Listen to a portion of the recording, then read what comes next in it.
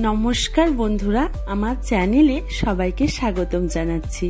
তো আজকে একটি স্পেশাল ব্লগ ভিডিও দিয়ে আমি শুরু করছি আমার ভিডিওটি। এটা একটি রান্নার ভিডিও।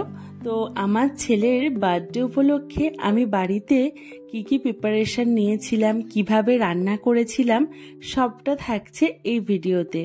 যদিও সব রান্নাগুলো দেখানো সম্ভব হবে না, কারণ অনেক রান্না ছিল এখানে, তাই কিছু রান্না দিয়েছি আর ওভারঅল শেয়ার করেছি যে কিভাবে সেলিব্রেশন করেছি, কিভাবে ডেকোরেশন করেছি সবকিছু।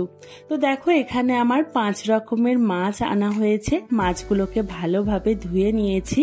এখানে রয়েছে ভেটকি মাছ, চিংড়ি মাছ, ইলিশ মাছ, পমফ্রেট মাছ আর কাতলা মাছ।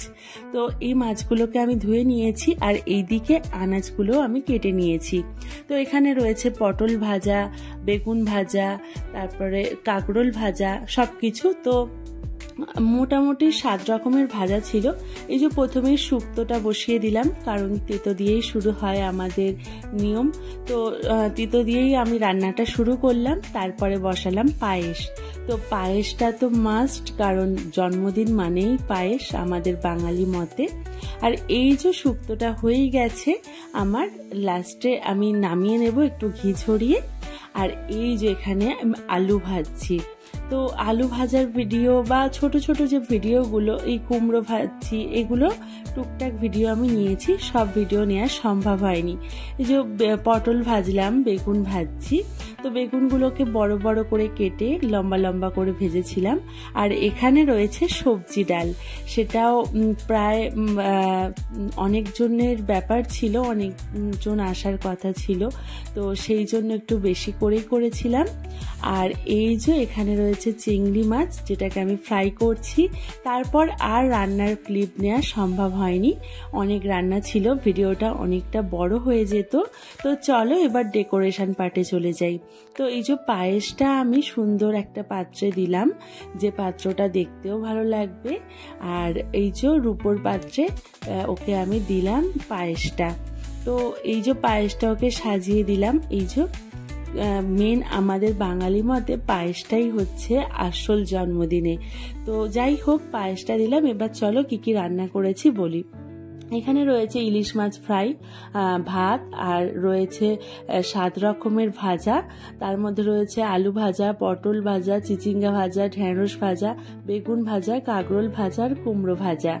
তো এইদিকে রয়েছে শুক্তো প্রথম পাতেই দিত। তারপর রয়েছে সবজি ডাল, এটা রয়েছে পটল আলুর তরকারি, এখানে রয়েছে ভেটকি মাছের পাতুরি আর কাতলা কালিয়া, পমফ্রেট মাছ, আর এখানে রয়েছে চিংড়ি মাছের মালাইকারি, আর এটা ইলিশ সর্ষে আর পায়েস। এদিকে রয়েছে জল, লস্যি, আর এখানে ফ্রুটের মধ্যে আনারস দিয়েছি, আর এখানে চাটনি, রায়তা, মিষ্টি, আর এখানে সন্দেশ রয়েছে, স্যালাড, আর এখানে দই। তো ওভারঅল তোমরা জানিও যে ডেকোরেশন কেমন হয়েছে। তো এই যে আমি ডেকোরেশন তখনও কমপ্লিট করছিলাম। তো দেখো তোমরা, আর জানিও যে আমার ডেকোরেশনটা কেমন হয়েছে, রান্নাগুলো কিরকম দেখতে হয়েছে, আমাকে কমেন্টে অবশ্যই তোমরা জানিও। তো দেখো এই যে ফুল লুক, তো তোমরাই বলো যে আমার সাজানোটা কেমন লাগছে। তো এই যে প্রথম পাতে ইলিশ মাছ দিয়েছি, যেহেতু এটা আমার ছেলের বার্থডে, আমি খুব একটা রিচ রান্না করিনি, কারণ ও যেহেতু এটা খাবে, সেই জন্য আমি হালকার ওপরই রান্না করেছিলাম।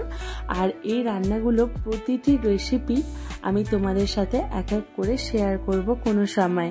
তো যাই হোক, এই যে আমার ছেলে আসছে, ওকে আমি খেতে রাখছি। তো আমাদের নিয়ম অনুযায়ী ওকে ও প্রণাম করে খেতে বসলো, আর আমি ওকে সবার প্রথমে পায়েসটা খাইয়ে শুরু করব, কারণ জন্মদিন মানে পায়েস, আর যেটা মানে মাস্ট ইম্পর্টেন্ট। আর এই যে ছেলে সবকিছু দেখে জাস্ট অবাক, আর আমাকে থামস আপ চিহ্ন দেখাচ্ছে। যাই হোক, এই যে ওকে আমি পায়েসটা খাওয়াচ্ছি। জানো তো, পায়েস হলো বাঙালিদের খুব একটা শুভ কাজের একটা স্পেশাল ডিশ। যাই হোক, ছেলেকে আদর করছিলাম, ওকে জিজ্ঞেস করছিলাম কেমন হয়েছে। তো ওর খাওয়া দেখেই বোঝা যাচ্ছে ও তৃপ্তি করে খাচ্ছে, খুব একটা ঝালও দিইনি। তো যাই হোক, আমার ব্লগটা কেমন লাগলো, রান্নার ভিডিওটা কেমন লাগলো, সবটা জানিও। ডেকোরেশন কেমন ছিল, আবারও একটা ছোট্ট ভিডিও নিয়ে তোমাদের সামনে চলে আসবো।